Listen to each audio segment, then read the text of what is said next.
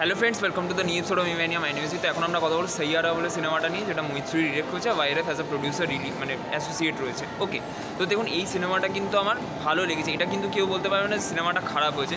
It is a good film, but it is not an outstanding film. Okay, তো এই সিনেমাটা trailer teaser দেখে আমি দেখবেন এর আগে সাইয়ারা নিয়ে একটা ভিডিও বানিয়েছিলাম, সেখানে আমি বলে দিয়েছিলাম যে এই সিনেমাটা দেখে মোহিত সুরি এতদিন ধরে যে সিনেমাগুলো বানিয়েছে লাইক আশিকি টু এক ব্রেন, তার একটা ম্যাশ আপ মনে হচ্ছে। ওকে, তো সেই এক্সপেকটেশন নিয়ে আমি হলে গেছিলাম সিনেমাটা দেখতে।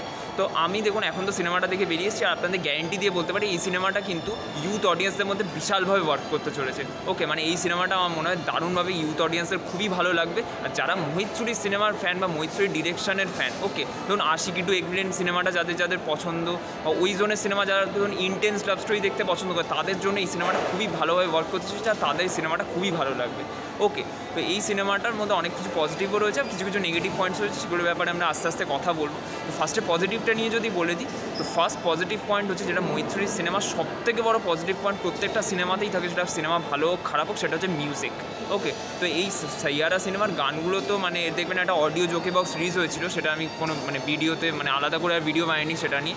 সেই গানগুলো তো দারুণ লেগেছিলো ওখানে। ওকে, আর এখানে সিনেমার মধ্যেও গানগুলো যখন তারা ইউজ করেছে, এখানে কী করা হয়েছে যে মানে এই দুজন, এই যে মেন দুটো ফিমেল আর মেল লিড রয়েছে, তাদের রিলেশনশিপের কী কন্ডিশন সেটা মিউজিকের মাধ্যমে আমাদেরকে ডিরেক্টর বোঝানোর চেষ্টা করেছে। ওকে, তো সেই মানে সেইভাবে গানগুলোকে প্লেস করা হয়েছে। আর গানগুলো এমনিতে শুনতে তো স্ট্যান্ডার্ড হিসেবে শুনতে খুবই ভালো লাগে। আর গানগুলো সিনেমার মধ্যে দারুণভাবে ইনকর্পোরেট করা হচ্ছে, সেটা কিন্তু মানে সিনেমার মধ্যে কিন্তু একটা ইম্প্যাক্ট ক্রিয়েট করতে পারে। ওকে, তো মিউজিকের কাজ কিন্তু মানে এমনি স্ট্যান্ডার্ড হিসেবেও খুব ভালো, আর সিনেমার মধ্যেও কিন্তু দারুণভাবে ইউজ করা হয়েছে।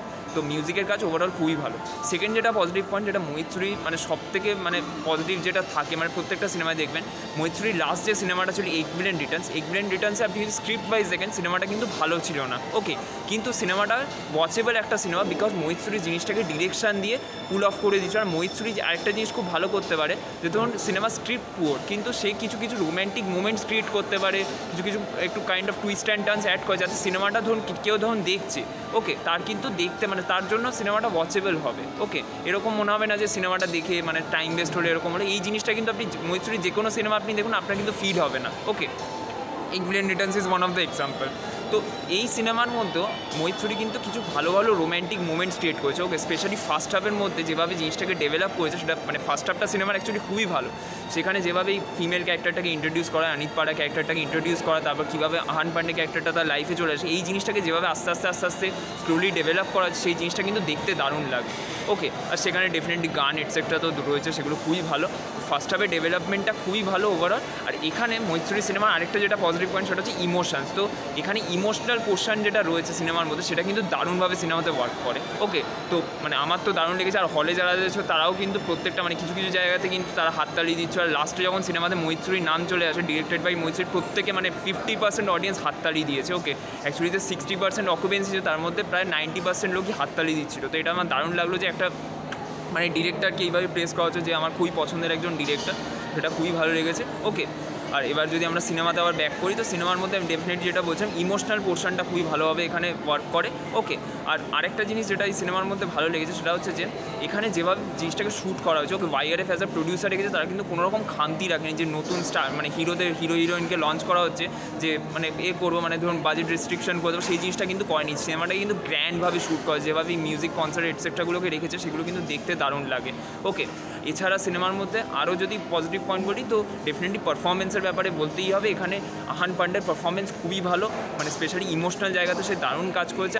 আহান পান্ডে একটা আমি নেগেটিভ পয়েন্ট বলবো, সেটা হচ্ছে যে আহান পান্ডে যখন ওই প্রথমের দিকে দেখবেন আমাদের সাইয়ারার ট্রেলারেই ছিল যে কাইন্ড অফ কবির সিংয়ের মতন একটা ওই অ্যাটিটিউড রাখো, ওই জায়গাটাতে আহান পান্ডে পারফরমেন্সটা একটু ফেক মনে হচ্ছে। ওখানটা মনে হচ্ছে অ্যাক্টিং করছে, বাট বাকি প্রত্যেকটা জায়গাতে আহান পান্ডে যেরকম শেডস ছিল ক্যারেক্টারটা দারুণভাবে পুল অফ করেছে। ওকে, আর মেয়েটা ওর থেকেও ভালো অভিনয় করেছে, মানে অনিত পাড়া বলে মেয়েটা, ওর মানে একটা টুইস্ট রাখা হয়েছে, সেই টুইস্টটার পর থেকে অনিত পাড়া ক্যারেক্টারটা মানে ওর যেরকম ক্যারেক্টারটাকে লেখা হয়েছিল, ওকে, মানে ওই জিনিসটা মানে পুল অফ করা অ্যাজ অ্যান মানে ডেবিউটান অ্যাক্ট্রেস কিন্তু ডিফিকাল্ট, কিন্তু সেই দারুণভাবে জিনিসটাকে পুল অফ করেছে। আর তার পারফরমেন্স কিন্তু খুবই ভালো। ওকে, মানে আহান পান্ডের থেকে ওই মেয়েটার পারফরমেন্স মানে অনিত পাড়ার পারফরমেন্স আমার বেশি বেটার লেগেছে।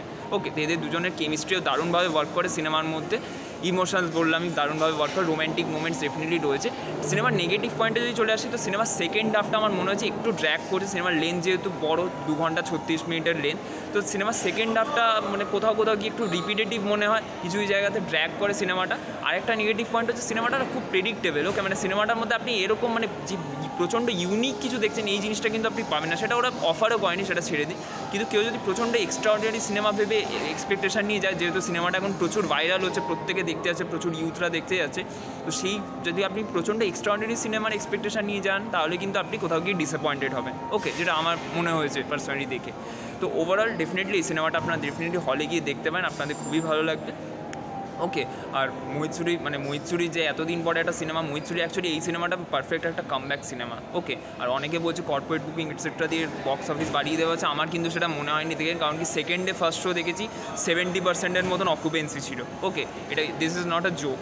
তো আমার মনে হয় সিনেমাটা দারুণভাবে ওয়ার্ক করতে চলেছে, আর আশা করা যায় এই সামনের দিনেও এই যে হিরোইনকে লঞ্চ করা হলো, এদেরকে দিয়েও কিন্তু মানে এরপরে কিন্তু এই রোম্যান্টিক রোলগুলো বাদ দিয়ে এদের অ্যাক্টিং পোটেনশিয়ালটাকে আরও অন্য ধরনের রোলে, মানে ডিফারেন্ট কাইন্ড অফ রোলসেও কিন্তু ইউজ করা হবে। ওকে, তো আমার তো সিনেমাটা আমি বললামই আমার ভালো লেগেছে। সিনেমার মধ্যে সেকেন্ড হাফে কিছু প্রবলেম হয়েছে, but still it is a good film. আর সিনেমা যেহেতু পারফরমেন্সেস ভালো, মিউজিক ভালো, সিনেমার মধ্যে মোহিত সুরির ডিরেকশন ভালো খুব, তো সেই জন্য সিনেমাটা কিন্তু মানে সেকেন্ড হাফে কিছুটা ড্র্যাগ করা সত্ত্বেও কিন্তু সিনেমাটার মধ্যে আপনি ইনভেস্ট থাকবেন, ঠিক আছে? আপনার কিন্তু এরকম মনে হবে না যে সিনেমাটা মানে সেকেন্ড হাফে হয় না অনেক সময় দেখলে, ধরুন সেকেন্ড হাফটা ড্র্যাগ করছে, মনে হয় যে কখন শেষ হবে, কখন আমি বাড়ি যাবো, সেই জিনিসটা কিন্তু আপনার ফিলিং হবে না। ওকে, তো এটা আমার পার্সোনালি দেখে মনে হচ্ছে। আমি সিনেমাটাকে রেটিং দেবো 8 out of 10 স্টার। তো আপনাদের সিনেমাটা কেমন লেগেছে, আপনাদের সাইয়ারা দেখে দেন কেমন লেগেছে, কমেন্ট করে ডেফিনেটলি জানাবেন। Thank you so much for watching this video. Bye by.